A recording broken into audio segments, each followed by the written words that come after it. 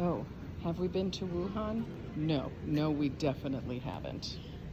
My friend Rachael and I are on a 7-day cruise on the MSC Armonia, February 3rd to 10th, and we got this cruise on a great deal. It was about $340 after tax for each person for a room with a window. It's both of our first times cruising with MSC. We've been on a cruise together on Norwegian a few years back. I've also been on a Royal Caribbean cruise and a Celebrity cruise. And MSC is very different. First of all, MSC didn't start as a cruising company.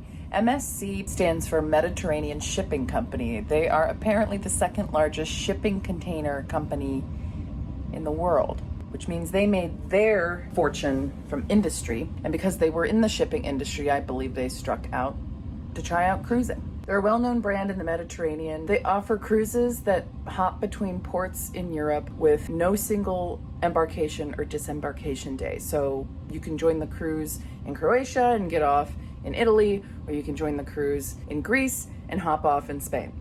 And I believe that our port today, which is Ocean Key, their private area in the Bahamas, is a good representation of them moving more into the American market. This is a small island, formerly an industrial sand mine, not far off the coast of Miami in the Bahamas. And if I'm not mistaken, their strategy will be to put the final day of every cruise in this Ocean Key area, which is brand new as of 2020. Okay. Somebody left a drink for me. The craziest thing about the MSC Armonia thus far is that it allows smoking on, it must be multiple levels because you can smell it in the hallways. Very strange. One way you can tell this cruise line is Italian and serves mostly non-Americans is that they use 4 languages in their announcements instead of just English. Mesdames et messieurs, votre attention s'il vous plaît. Señoras y señores, su atención por favor. Que dans 15 minutes, dentro de 15 minutos, la sécurité obligatoire, seguridad obligatoria, Port de Miami, Puerto de Miami. El Puerto de Miami. That was all one guy, wasn't it? Last night in the theater, the cruise director announced that there were 700 English speakers on board, 1,500 non-English speakers, most Spanish and Italian, 400 French, 100 Portuguese, and Russians and other languages too. It's really much more of an international crowd on an MSC cruise. Another thing that I've noticed about MSC is that the crowd seems younger, but it might just be because Europeans are healthier looking than Americans. You can also tell that this ship is Italian because the buffets make a point of including high-quality Parmesan-like cheeses and true gelato on the pool deck rather than crappy soft serve like in American boats. I'll also mention that one of the couples that we dine with in the main dining room are from Scotland, and they mentioned that taking this cruise out of Florida into the Caribbean was much more economical than sailing out of London or elsewhere in the UK, cruising locally. Also, there are 400 Canadians on board. So I believe this budget offering is very appealing to Europeans, as well as people who are already in the United States or Canada. And I'd like to talk a little bit more about how I believe this cruise makes such budget offerings. I noticed a lot of different details that were a little bit different than other cruises that I've taken on Norwegian, Royal, and Celebrity. I looked up this cruise as a last-minute offering on vacationstogo.com, which if you like cruising, you probably already know, but that's a great place to use their search tool to find last-minute cruises for really, really cheap. It's probably for more than just the Armonia, the ship that I'm on, but the itineraries on MSC cut a lot of corners to save money on port fees, staffing, and directing the majority of guest money towards their private island, Ocean Cay, which we're meant to go to today. Hilariously, right as I was trying to film that, an announcement came on that impacted the itinerary. In order to ensure everyone's safety on board, which is our #1 priority, the new all aboard time today will be at 5 p.m. Rather than 11 p.m. And that is the major theme for me on this ship. The main complaint from my travel companion, Rachael, say hi, Rachael. Hello. And me, is that the itinerary really skimps on port time. Our first port of call was Ocho Rios, Jamaica. We were there from 11 to 4:30 all aboard, which is really only about 5.5 hours at port.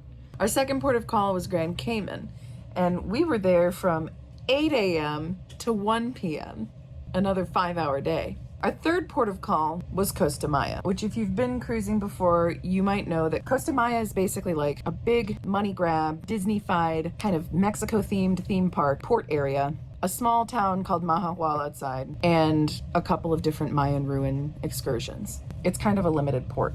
When we were in Costa Maya, we had a pretty long call there. We had from, I believe it was 11 until 7. I believe the reason that the call at Costa Maya is longer is because that's where the ship supply gets replenished, food, things like that, that would be cheaper to purchase in a place like Mexico rather than places like Jamaica or Miami, which would be very expensive indeed. So unfortunately, our longest playground area was perhaps the least exciting playground. To make up for it all, the last port of call is the brand new private island in the Bahamas for MSC called Ocean Key or Ocean Cay. Unfortunately, there are high winds today in the Bahamas, and the winds are supposed to pick up this afternoon. But the issue is, if you're going to save your big hurrah for the last day, we're coming into Miami tomorrow morning, and then that doesn't work out, you kind of blown the whole cruise.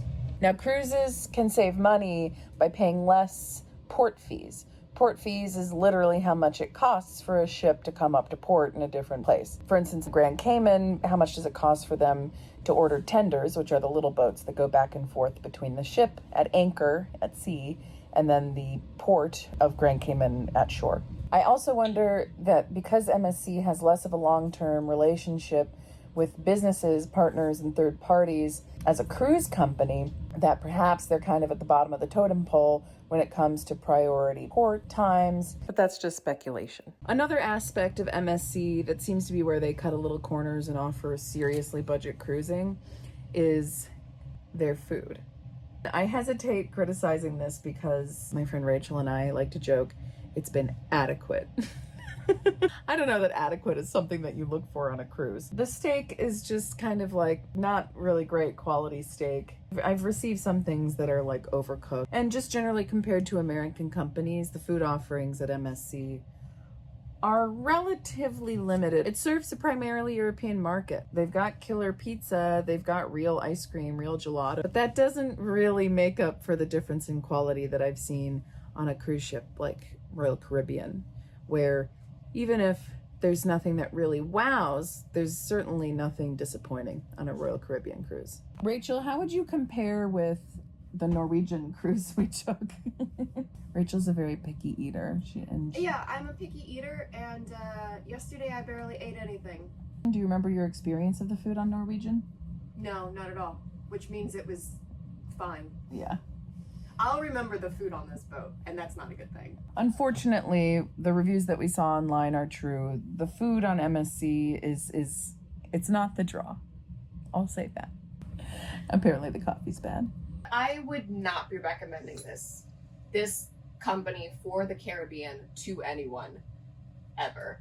I think I would even like steer people away from it. I think like you get a really good price, but it's just like I feel like you're not even getting your money's worth.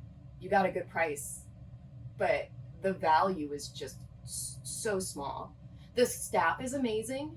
They're all really, really wonderful, but everything else is just like, oh, you trying to play me right now? That's what it feels like. So I'm not quite so critical as Rachael. I would say the best thing about the MSC cruise that we went on is, you went on a cruise, but it's true, the quality is pretty low. They're making a budget offering and you're getting a budget offering. MSC is also new to cruising in the Caribbean, so I can give a little bit of leeway and certainly be open to what the company experience might be like in the near future even, forgetting the whole pandemic thing. The other thing that's important to note about the MSC Armonia, which was the ship we were on, is this ship was meant to go to Cuba. This was meant to be a Cuban ship. That's why it had a cigar room on the 5th floor.